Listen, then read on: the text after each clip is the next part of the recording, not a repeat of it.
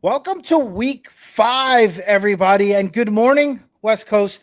Good afternoon, East Coast. We are back with another round of fantasy football help, daily fantasy football help, and as well as some wagering. My man Fitz, how you doing, bud? I'm doing well. How are you? We're rolling on week 5 now. I feel like this is like becoming scheduled norm. I'm like in my Sunday routine already. Football's a regular thing again. Yeah, my Sunday routine's kind of thrown off right now because of these London games. I usually get everything I need to get done in the morning, but since my team, the New York Football Giants, are playing right now, I had to get up extra early. I was at the supermarket this morning by 8 a.m. I was with all with the 99-year-olds that came on the bus together. It was a scene, but we got through it. The lines were extremely long because they were moving extremely slow, but here we are. We have a really exciting week this week. And quite honestly, Fids, I was looking at a lot of these spreads, and a lot of these spreads are scary, in my opinion. But I would love to hear from you, as you are the expert here on the wagering. What do we have on the slate this week for week 5? Okay, first off, I would like to just let the people know they should all be thanking you for your attendance here today. We are in a fourth quarter of a barn burner between the Giants and Packers in this London game. I don't even have it on. I don't even have it on because I need to give my full attention to my people here. I don't even have it on. We would notice if you already didn't have it on. So in terms of the spreads, I'd also love to know which ones scare you. I'll run through some of my initial thoughts to begin. Sure. Biggest spread on the board is Buffalo Bills -14. That's the biggest spread we've seen in a long time. It's the biggest underdog the Steelers have ever been in their franchise's history. So Mike Tomlin's using that in the locker room. All that being said, historically, when you have spreads this high, they actually cover, like the favorite covers, at more than a 52.4% rate, which is the rate you need to hit to be profitable in sports gambling. So the bet here would be the Bills. We're also seeing the sharp action on the Bills. I'm personally not laying 14. I'm staying away from that game. I just wanted to talk about it because it's the biggest one on the board. Mm-hmm. We just mentioned the London game. So last week's team in London was the Minnesota Vikings. Well, one of them. Saints were the other one. And now they're playing at home against the Chicago Bears. There's a trend that shows when you return home from your London game, you do really poorly in your first week back. So Bears are a very run-heavy team, and they're getting 7.5 points. So you're getting the hook on the touchdown. I like the Bears in that spot. That would be a decent spot to bet. I'm reviewing some odds that are like what I would bet right now, JP. A lot of these lines have moved, and I've gotten ahead of them, so I have different tickets than the ones. I was just going to say the one I'm looking at here with the Bears jumped up to 8.5 on my current site that I have here. That's even better. Yeah, the more you can get, the more you like. The Bears is definitely the right side for me on that one. Right. Monty's back too. I want to zag a little bit, and I want to mention the under in the Bengals Ravens game tonight. So the under, okay. Yeah, everyone's talking about the over. Everyone's talking about because Joe Burrow rips this defense apart last season because Lamar's on a crazy hot streak. Lamar's down weapons this week. Yep. And Burrow's going against a different defensive system for the Ravens this season. And the Ravens have been hearing all week how trash their defense is, and they're going to come out ready to perform. So I like the under there. I got it at 48.5. I love it anywhere 48 or below because we know 48 is a key number. I'm seeing it currently on FanDuel at 47.5. I would still play it probably for a slightly lesser amount than if I could get it at 48 or 48.5. But I'm looking at the under in that game for sure. Those are some of just the basic spots. And then I just wanted to mention we're seeing late money come in on the Dolphins, Lions, Commanders, and Browns. So there's some early morning line movement in those games. And if you're in any of those situations, Dolphins, Jets, you want to be on the Dolphins. Lions, Patriots. I was on the Patriots, and now late money's coming in on the Lions. Not really a good look for me. I hope the Patriots can still pull it off. Browns versus Chargers.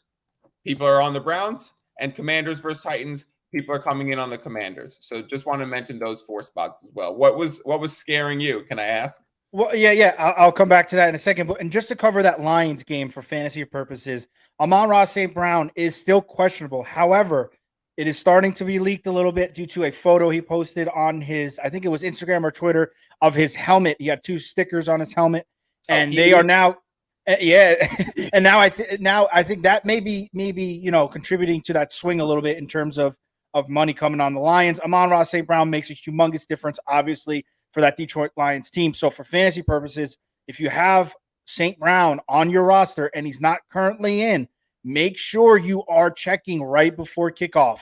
He can swing your game, to win or to lose. Go ahead.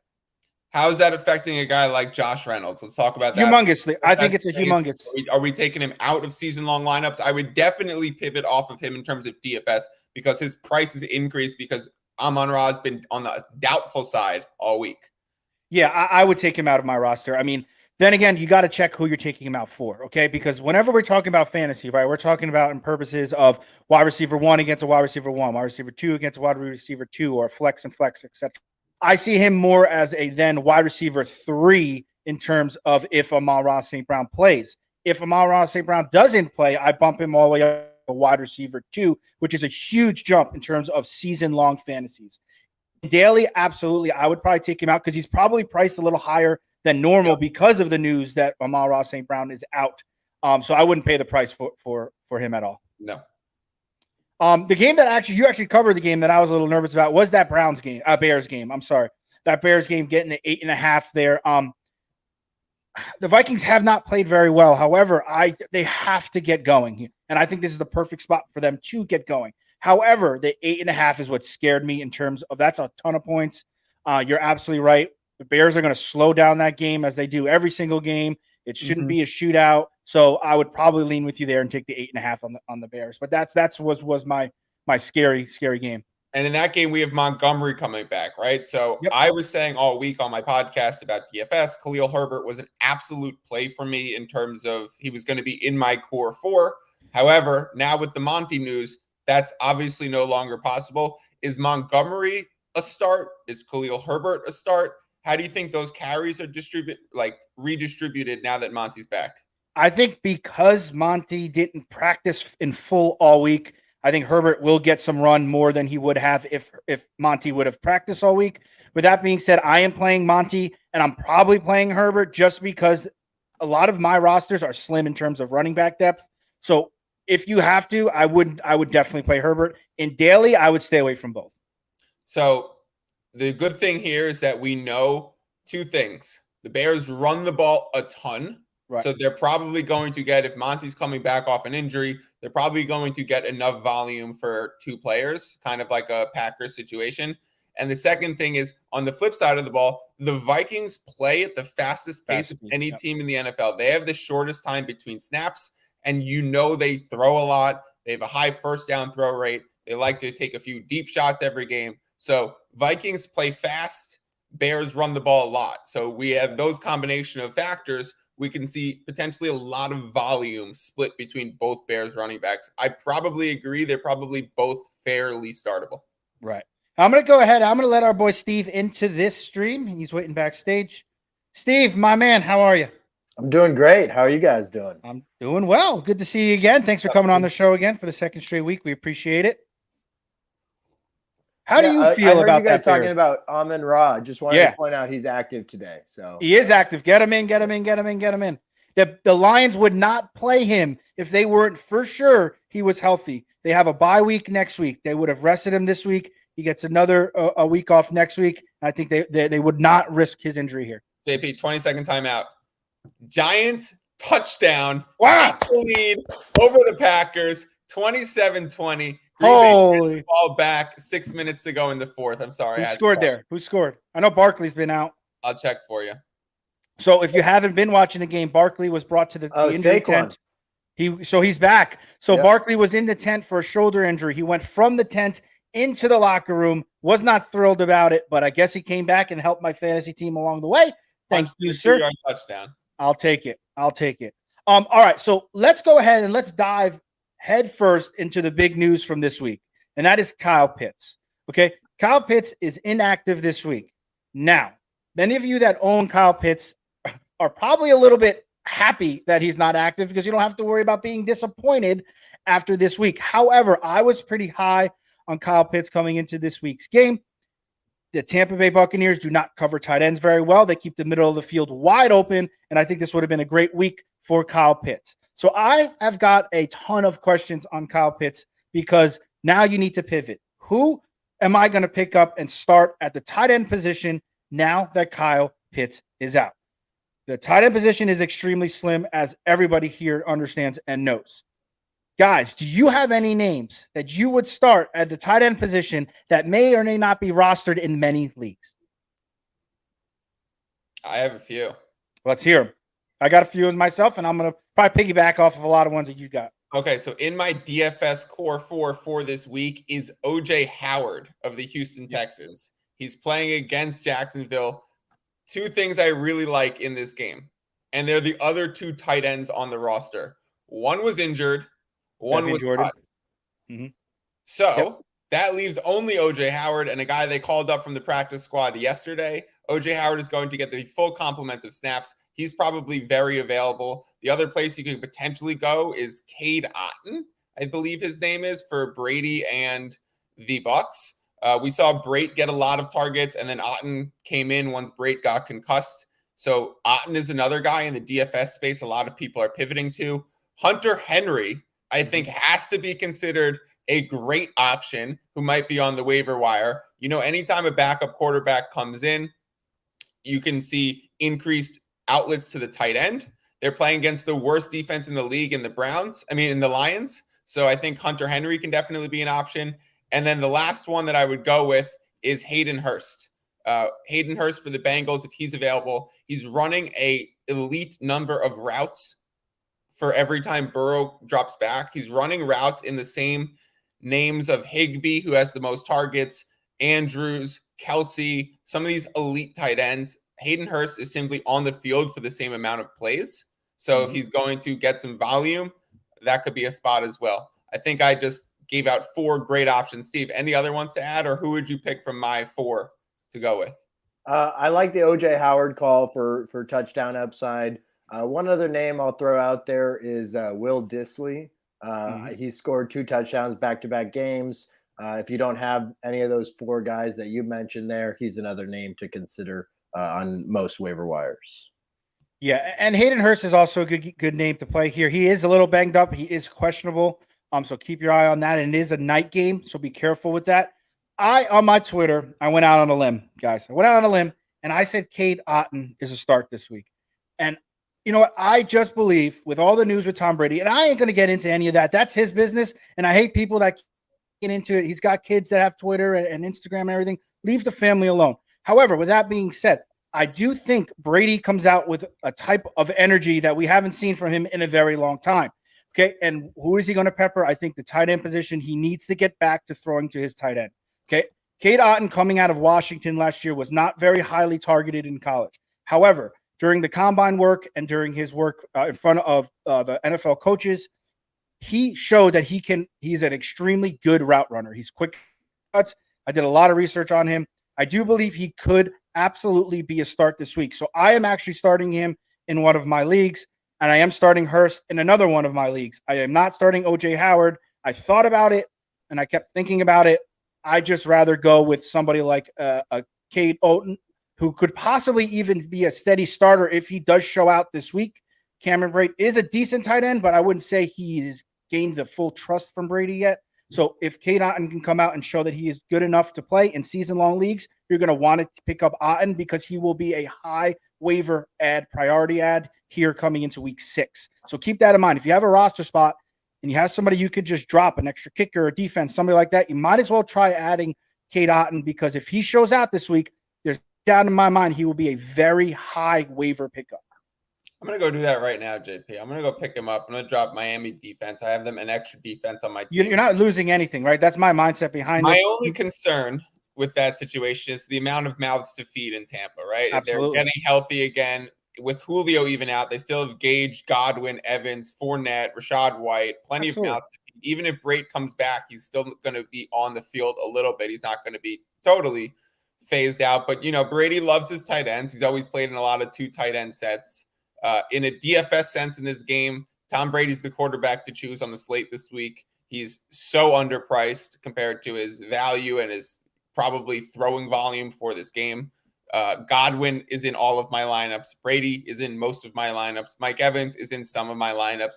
Fournette is in most of my lineups. So this game, from a fantasy perspective, on the Buccaneers side should be a great one. Yeah, and going back to the Rachaad White thing, right? This is like the type of thing that I'm talking about. He wasn't owned in many leagues. He was owned in under 50% of leagues. He was drafted very high, but people kind of gave up on him and they ended up dropping him eventually this year. If you looked at the waiver wire last week, he was a very high, if not the number one added priority add. This is something that I'm looking for in Cade. If he can do something in this offense, even score a touchdown, he will be a high waiver wire priority heading into week 6. Let's go to a question that I received on Twitter, guys. The question is dealing with injuries, and I just want to hear perspective on this one. I need to start 2 in a full-point PPR league. We have Juju Smith-Schuster, Deandre Johnson, and Ezekiel Elliott. You need to start 2. I'm guessing one is a flex and one is a wide receiver, I guess. So Juju, Deandre, or Zeke? What do you guys think? Go ahead, Steve. Yeah, I'd go with Deandre Johnson and Zeke there. I'd sit Juju. I just think those other 2 guys have better upside for your lineup.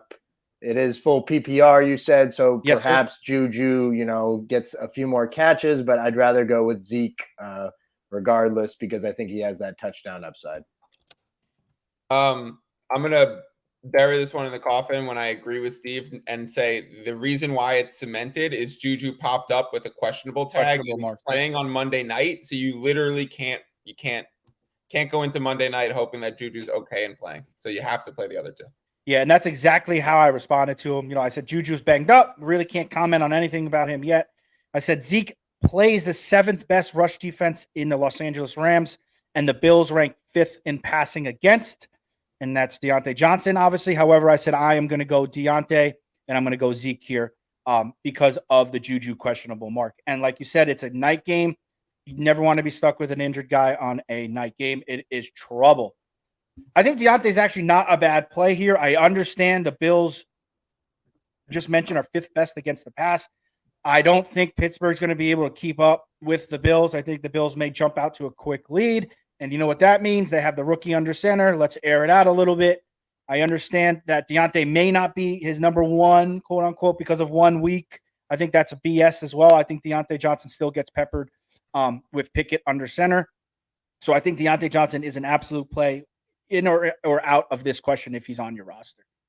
Do you still think that that Johnson is the wide receiver 1 on that team, or do you think that it's Pickens now? No, I do. And the reason why I think Pickens did so well when Pickett came in, you got to remember in training camp, Pickett and Pickens were on this field together while Deandre Johnson was with Trubisky.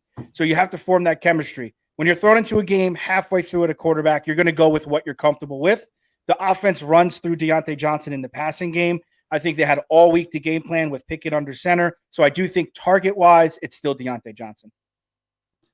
I agree. I think probably lean Deontay. They're probably both more like wide receiver 3s now or worse in flex options in fantasy. I mean, Deontay's probably on that line. Pickens probably a little bit off that line right now until he can prove us a little bit more.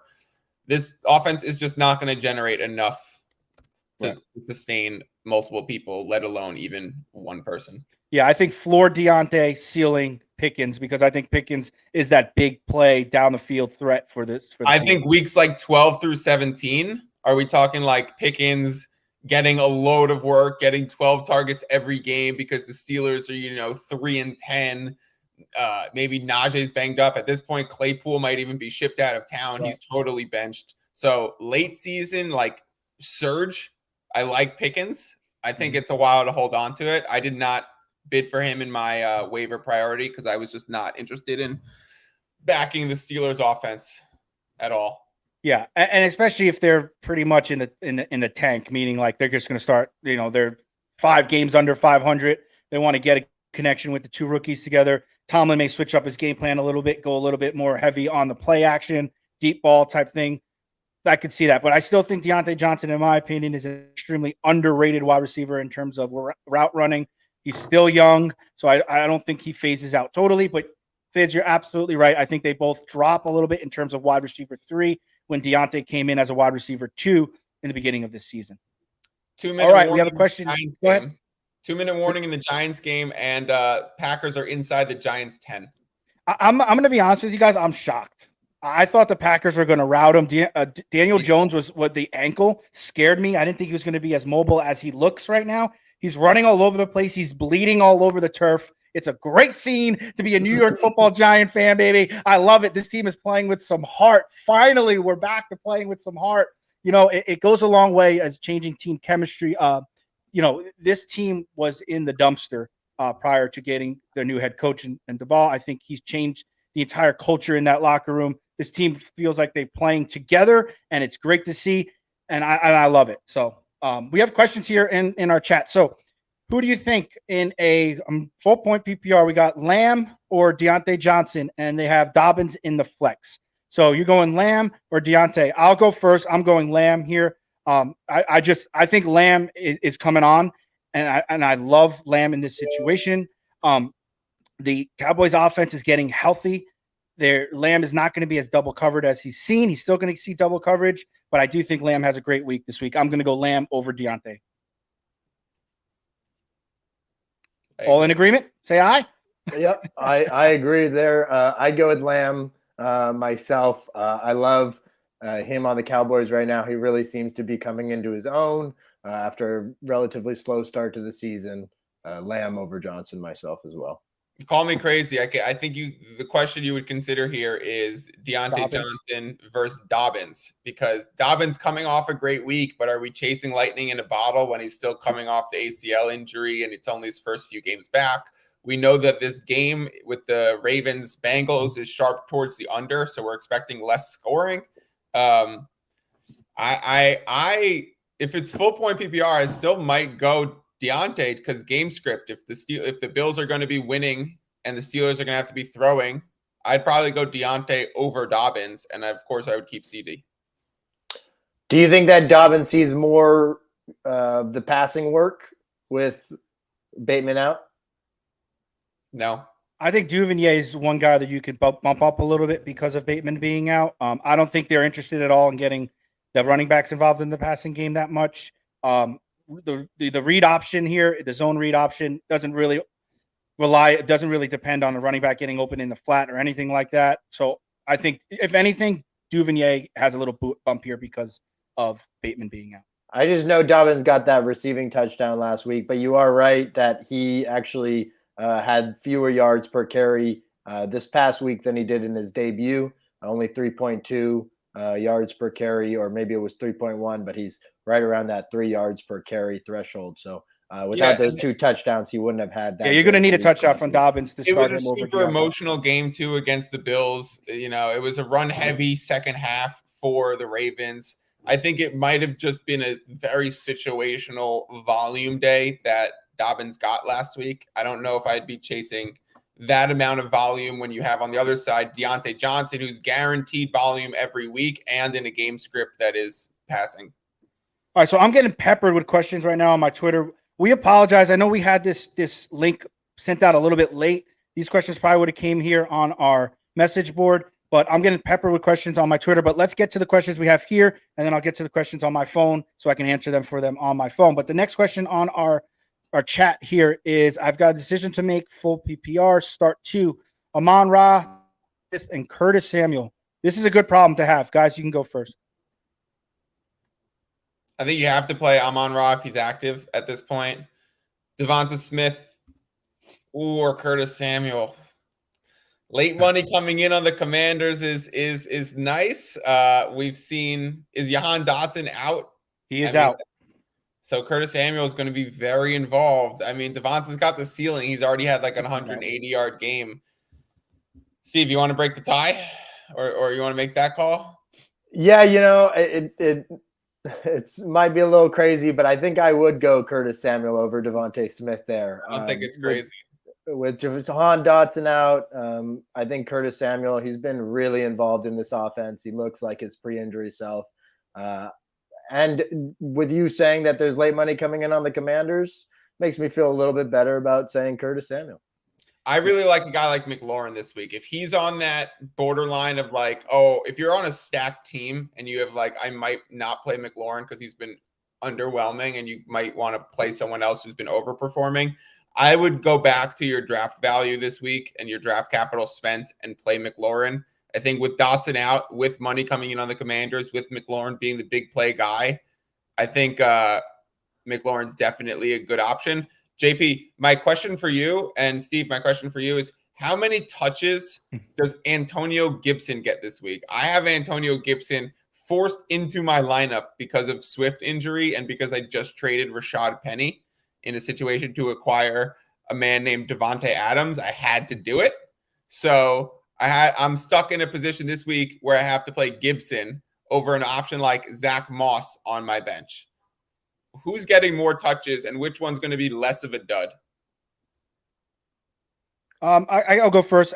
We spoke a little bit about this before we went on. I think Gibson is a play over Zach. Who do you have? Moss, you said, on your bench? I think he's an absolute play. However, I did mention to you that I think the Commanders, if they find themselves in a 3 yards to go on the goal line, I think they're going to give Robinson the ball for a touchdown this week. I think it's going to be an absolute scene if he can find the end zone in Washington. I think it's going to rally the troops together. Rivera loves this kid, and I think they love how he fought back from being shot so quickly. With that being said, I don't think Gibson's a bad play at all this week. I think he's actually a pretty good play because Dotson is out. I think they're going to rely a little bit more of him in the passing game. So I can see him getting a few reception points here this week for Washington. Carry-wise, I don't know, 14 carries, 13 carries, something along that line. I think I'm not a Gibson guy at all. I haven't been, obviously. So I don't know. I would start him in your situation, but I'm going to avoid him elsewhere. Yeah, I agree. I would go with Gibson over Moss there, although I say that and we'll see Moss score 2 touchdowns on like 4 carries for 15 yards. Yeah. But I would go with Gibson. I think that there's a chance that he maybe sees a little bit more passing down work. And while I do agree that I think Robinson would get the goal line work, I think I'd go Gibson over Moss, but that doesn't say a whole lot because we're talking about Zach Moss there. It's a total. I need Devontae to be 2 people this week. It's possible. As is welcome to the squad Monday night against the Chiefs throwing script. Devontae, I can't wait. It's possible. And I'm going to go back to the first question about Amon-Ra and Devontae and Curtis Samuel. This is the 3rd week in a row that I'm going to mention Curtis Samuel. I have him on my team, and I loved him when he was on Carolina. It's just a really tough spot here. Amon-Ra, definite start. And then Devontae Smith against the Cardinals. Hurts tends to light up the Cardinals. Devontae Smith had a down week last week a little bit. I think he could bounce back this week and throw up a big number. If a gun to my head and I had to choose those two, I'm going to probably go Devontae Smith. I'm going to have to go Devontae Smith here. And I'm on Ross St. Brown. But I would not hate playing Curtis Samuel. I'm playing Curtis Samuel in my league, but I also don't have Devontae Smith. Gavin, what do you need? Was there any players in your week that went on Thursday? Did your opponent start Nyheim Hines and he posted a dud? Are you in a situation where you're projected to win by 20 or lose by 20? I'd say floor better Curtis Samuel, ceiling better Devonta Smith. Yeah, and I think that's a good point. I think remembering that in season-long fantasy compared to daily fantasy is huge, right? What do you need to win in a head-on-head game, right? Do you need a boom or do you need like the floor? And I think that's extremely important when you're making your roster, start and sits is what do you need from, let's just say, your flex, right? Are you projected to win by 20 and you just need your flex guy to put up a steady 10? Or are you projected to lose by 5 or 6 and you need your floor guy to give you 15 to 17 points, something like that? That's always a question you need to ask yourself. I'm going to go ahead. Twitter, here we go. First question, PPR, Zeke, Dobbins, Jeff Wilson, Montgomery, or Pollard. I'll say that again. He needs to start 3 of these guys. Zeke, Dobbins, Wilson, Montgomery, or Pollard.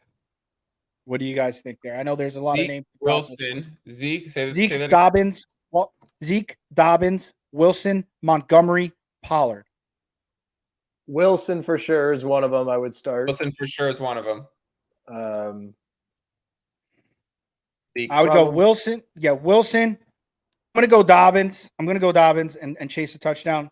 And then I'm going to go Montgomery because I think it's going to be a run-heavy game for the Chicago Bears. I know he's banged up, didn't practice much. I'm not starting Pollard, and I'm not and I'm not going to start Zeke. So I'm going to go Definitely Dobbins. not going to start both of the Dallas running backs. You never want to do that. So if you're going to pick one of them,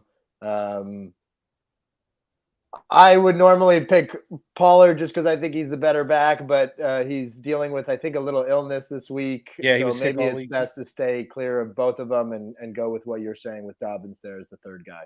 I hold true. I'm a Zeke guy. I think Jerry Jones is calling down to Mike McCarthy and saying, Mike, you getting Zeke the ball this week? And that's how it goes. I'm looking at the chat and I'm seeing just the saddest news of all things is that Gavin was the one who started Nyheim Hines. Yeah. So I think you got to go Devontae Smith then. I think Devontae Smith has the higher ceiling. Go Devontae Smith. Go with the guy who can catch 2 bomb touchdowns in a game that could potentially be a shootout. You know, on the other side of the ball from the Commanders is the Titans, so they're going to play run heavy, slow the clock down. There's simply more upside to the Smith play. So, yeah, I think that's the choice. And I'm so sorry you started Hines, that concussion in the first quarter. He looked good, too. He was running good. He looked good. I was out here hoping your opponent started him, and it was you the whole time. Yeah. All right, next question. Miles Sanders or Pierce, full point PPR? This is a good question. Tough question. You're in a good situation if that's your pickle. Playing? What'd you say? Is Boston Scott active? I know he was. I don't know. It's a good question. I'm gonna look it up real quick. Boston Scott ruled out. I think you go Miles Sanders. Yeah, I'm going to agree there. And I also think, the coach came out last week and said that Miles Sanders is our RB1. And it was like a firm, is our RB1. I think he's going to want to solidify that this week again. Arizona Cardinals defense does not scare me whatsoever against the run. I do like Miles Sanders there as well. I think I'm going to go with Damian Pierce. I love Damian Pierce. He had a big run last week. I could think he could break off a huge run any week. I think he's the Texans' number one skill position player, and I think they look to get him involved, whereas the Eagles have a lot more offensive options. So I'm going to go with Pierce. I understand this is a great problem to have, and you're probably going to win your matchup if you got these options here, but I'd go Pierce myself, but I don't hate going with Sanders either. JP, can I tell you how the Giants game ended? It was a wild finish. Oh gosh, yeah, please. So the Giants win. I'll save you the heart attack. Giants win. However, so the Giants scored a touchdown. The Packers got inside the Giants 10, under 2 minutes to go. Went forward on 4th down, no conversion. They were on the 2-yard line. Wow. The Giants ended up kneeling the ball and then taking the punter. And instead of punting the ball back, they ran out the back of the end zone, let up a safety so that they could kick off instead. The Giants end up winning by 5 because Packers with a late safety to go 22-27 Giants. Wow. So that brings me to my Giants. Fizz, I got to tell you, I was on the Giants this year. I said they were going to hit that over total. I don't know what you just took a sip of right when I told you the Giants won, but I know you reached for a can of something. Let's go. No, but it's so funny. I got a question too on Twitter. It was just a random jerk of a question. It was like, are the Giants going to be the worst 4-1 team in NFL history? And no, the Giants are not bad. I'm telling you, the Giants are not bad. Let's go. They still might be the worst 4-1 team in NFL history. But you know what? Let's roll with it. At least, hey, I'll take it.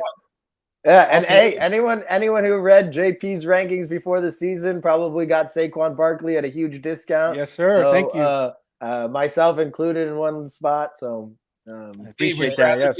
The worst 4-1 team in NFL history, or the best 1-4 team? As a Raiders fan, I would definitely like to be the worst 4-1 team in NFL history. Yeah, it sounds like haters on the other side. Yeah, but if Daniel Jones wasn't playing as well as he is, I'd rather be 1-4 so we can get a quarterback. But Daniel Jones is playing pretty well. He is playing pretty well. He's got no skilled receivers. Veteran quarterbacks available this offseason. I honestly think this is a semi-good discussion, so let's continue having it. But there will be veteran quarterbacks this offseason for the Giants.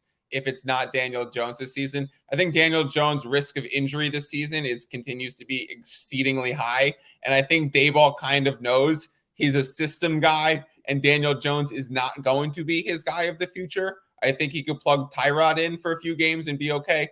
I'm looking for Giants to make a splash at quarterback this offseason. If things are looking good in that building and someone can come to New York and wear the big blue and take over like what Eli did, people are talking about the Broncos being the place to go. I mean, that now looks like a disaster. Is it the Giants? But see, what I love about this conversation is not about where is Saquon going to go next year. It's about who the Giants going to bring in to help Saquon and this New York Football Giants offense, which is an awesome, awesome conversation to have as a Giants fan. Lamar? I'd go crazy if we got Lamar, but let's not jump to that conclusion just yet. You know how much money he would make in New York on endorsements alone, but let's not get there. All right, next question on Twitter. Half point PPR. Thielen, McLaurin, Jeff Wilson, or Travis Etienne? Half point PPR. Thielen, McLaurin, Jeff Wilson, or Travis Etienne? Who are we going with? How many do you need? Just one. Half point PPR? Yep. I'm going to go Jeff Wilson in this one, I think. Probably. I do like McLaren, but I'm going Jeff Wilson in a half point. I would as well, especially for the floor. Yep. All right. Yep, I agree with that. I mean, if we're hunting ceiling, would we go different there? Yes, I'd go McLaurin if I'm hunting ceiling. Yeah, maybe McLaurin. He could be no, I'd still go Jeff Wilson. He could have 130 yards and 2 touchdowns and do what Rashad Penny did last week. He's going against the Panthers. 49ers run the ball a ton.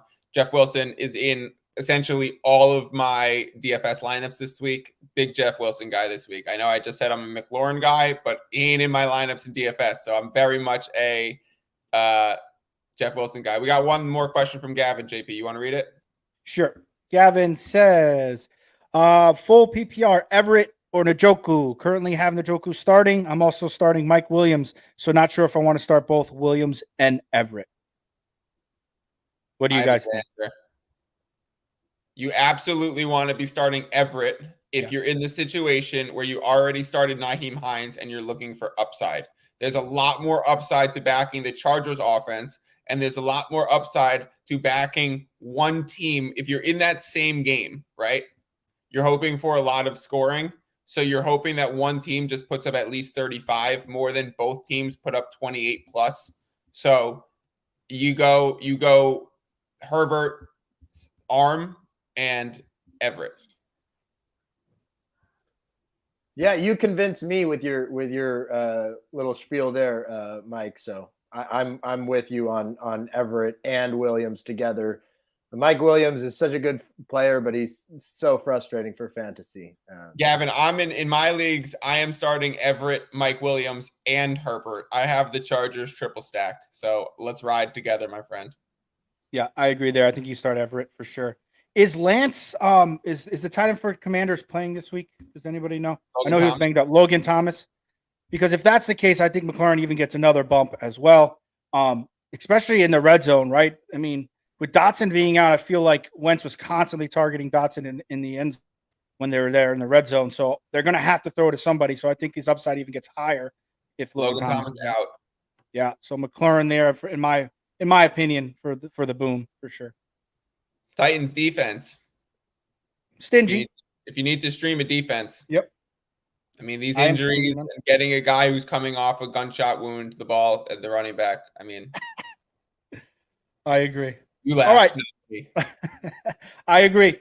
Let's see. I have another question here. Penny or Tyler Algier in your fantasy football leagues? And it's a full point PPR. Rashad Penny or Tyler Algier? Penny. Yeah. Penny. Yeah. And I know you used probably a very high waiver on Tyler Algier. I was very high on Tyler Algier. If you looked at my rankings, I think this kid is going to be a very good running back in the NFL. However, the next 2 games, he faces the top 2 run defenses in the NFL, basically. I am avoiding him, especially this week and next week. So, yes, I'm going Rashad Penny there as well. Everyone talks about this whole, like, Saints have a good run beat type of situation. The Saints have the 10th worst run defense in the NFL this year. They have not even played good competition, so adjusted to competition gets even worse. So the Saints historically have been a great run defense. At what point are we going to throw away the historical sample size and focus on this year? I'm at that point now at week 5 where I'm saying, what have you shown me this year?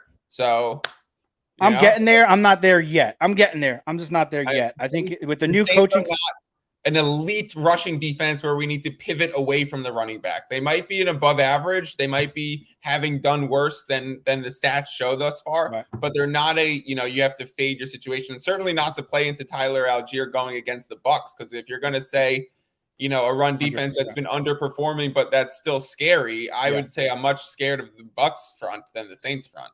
Yeah, absolutely. Yeah. On the Algier question, I actually have a question for you guys and something that I'm going to be watching today. Algier and Caleb Huntley, the undrafted rookie, looked pretty good last week. Do we think that he is actually has a chance to be the lead back there? Do we think that he's going to siphon touches from Algier and make them both kind of fantasy relevant for the most part? What do we think about Caleb Huntley versus Algier? Yeah, I agree. I think it's something we have to keep our eye on. I think they're going to give it to Algier, see what he could do. If he gets stifled, I think Huntley's going to get the rock as well. They're both rookies. This coaching staff is a bunch of nutbags. They're not getting Kyle Pitts the ball, so who the heck knows who they're going to get the ball to this year? I have no idea. But like I mentioned earlier, Tyler Algier, BYU, was an absolute stud. He runs really, really hard. He fights for extra yardage, and I think in a game like this against that Tampa Bay run defense, you're going to want a guy that's going to fall forward for 3 yards on every carry while he's getting stuffed in the backfield if he's Huntley. Now, do I think Huntley's good, and do I want to roster him? I do want to roster him because you're absolutely right. We just don't know for sure who's going to come out of this backfield. I have an 120-1 futures ticket on Tyler Algier, offensive rookie of the year this year. So can this just be the season where he takes off? Can this be the start of it where he takes off and is like that Alfred Morris type rookie running back, power back that ends up over 1,000 yards? I'm not saying he's going to win the award, but put his name in the final 2, final 3 when it's all said and done. So that way I could hedge to the right spot because I have such payout coming if it is Algier. I would definitely go Algier over Huntley for right now. I think he's incredibly talented. I know, like JP, we've had eyes on him for a few months. I have another question for you guys. In a DFS sense, there's 3 running backs that I love, all priced relatively similar, and I need to choose 2 of them. Right now, I have lineup split, so I'm just playing all 3 of them in groups of 2s throughout different lineups. But that's how torn I am. So maybe you guys can break the tie and tell me which one should be in like my tournament, which one should be in my most expensive lineup. The 3 guys are Jeff Wilson, Breece Hall, and Ramondre Stevenson. Which 2 would be your favorite 2? I'll go Stevenson and Wilson. And it's DraftKings, so it's full PPR. Stevenson and Wilson for me. I think this New England backfield, I think they're both very playable this week. Detroit is absolutely horrendous against the run. I have both guys on one fantasy team. I'm not playing both because I have no one to bench because in my flex I have Devontae Smith. I'm starting Stevenson this week. I think in the PPR especially, I do like Stevenson and I do like Wilson. For you. Yeah, I like Wilson for sure. And 49ers run the ball. I really like the Jeff Wilson play. And I'll actually go with Breece Hall just because I think that this breakout campaign can continue. I think he's arguably the best talented skill position player on the Jets. I don't mind Stevenson as well. But can I throw one more name in the mix? Throw it. This one would make me have to pivot a little bit somewhere else because it's a little bit higher cost. But now that I think the Bills' injuries with Isaiah McKenzie out, Jamison Crowder out, the Dawson Knox out. What about Devin Singletary? Again, full point PPR. Do we think Singletary's heavily involved in the pass game and someone who's better than Breece Hall, Jeff Wilson, Ramondre? I'm sticking with Stevenson and Wilson. I do think Singletary has a good game this week, especially if the Bills get up big early. They could just run the ball from that point forward. But I'm still sticking with my 2 guys, Wilson and Stevenson. Yeah, because of the way they use Singletary, I would stay away from him. Okay. So does that change your opinion on Zach Moss now, Fitz? No, that's why I was considering Zach Moss coming into the day. And honestly, it's a look-ahead situation to me for next week. I picked up Zach Moss because I have so many buys upcoming next week with Swift and Derrick Henry both on bye next week. I needed 2 running backs. So I know I'm going to need Moss, and Moss plays against the Chiefs. So we get Bills Chiefs next week. So it might just be such a shootout that I just wanted something in that game type of situation. So that's why I picked up Moss this week, and that's why I'm holding on to him. And there's just really nothing. It was like Rex Burkhead on the waiver wire as my other option. But yeah, I think this is definitely a week where Singletary might have 10 receptions. So if you're in a season long and you have him in your flex spot, I guess I'm going to be sticking with you boys and not paying up a little bit in DraftKings, especially because that would make me have to pivot somewhere else. But love Singletary in all formats this week because of the situation. Personally, I think he's definitely in line for about 10 catches. He's run the most routes of any running back in the league this season. And we already know he has a game with like 11 catches. So I like Singletary. He's getting a lot of red zone usage. That's why I was a little scared of Moss this week. I would start Singletary in any season-long situation you can. All right. Well, we're almost up with the time. I'm gonna throw a question out there, and I think we should end our shows with this question every single time. Quarterbacks. Which quarterback leads the NFL in fantasy points this week? I'm gonna go first. I'm gonna take Jalen Hurts is going to lead all fantasy quarterbacks this week in points. So if I'm in a daily fantasy league, I'm looking at Jalen Hurts. I don't really play a daily fantasy, but if I did, I'm going to go Jalen Hurts. You guys have opinion on the quarterback that will lead fantasy in points this week? Plant your flag, fellas. I'll take Lamar Jackson. Bounce back week, primetime game. He could do it with his legs. And he could throw the ball. So, I mean, him and Jalen Hurts are the two guys vying for that best dual quarterback label in the league. So I'll go with Lamar. I'm going to go Josh Allen. I think we need to start keeping track of this. If we're going to do this, that's what I mean. Plant the flag. So Josh Allen's going to be the #1 overall quarterback this week. And if you're in the DFS space, the best price to point ratio quarterback is going to be Tom Brady. So if you want to spend up for a quarterback because you want the 30-plus points, you go with $8,000, 200 Josh Allen. If you want to go for 25 points and only a $6,000 price tag, so you get a better ratio, you go with Tom Brady. Are you stacking Brady with Evans? I'm stacking Brady with Evans, Godwin, and Fournette in one of my lineups. Okay. All in on Tampa Bay. You heard it here first. And obviously, wait, let me ask you guys a question. If I have Evans, Brady, Godwin, and Fournette in a single DFS tournament lineup, I just gave away the answer. I was going to ask you guys, should it be in a tournament or in a cash game? And the answer is a tournament because the potential for an explosion is huge. Yeah.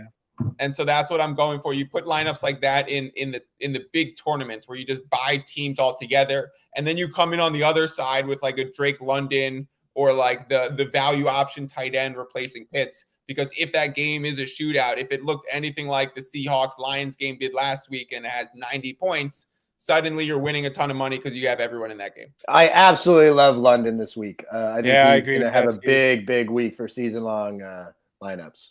I agree. All right, everybody, please make sure you like and subscribe to this YouTube live video. It really helps us out, and you'll get a reminder every time. So if we are late on our Twitter post like we were this week, you will automatically get the update once we post the video and it goes live. As always, peace, love, and fantasy football. Get up today and enjoy week 5. Black Rain, Hunt, and Garrett Wilson. All right, goodbye. We got a late question. We have a. Did you just wait? Yeah. Okay. Oh, sorry. I didn't know that was a real question. Wilson. I just had to answer before we left. Garrett Wilson and Hunt for me as well. All right. See you guys. Yeah. Sure. Agree. Bye, guys.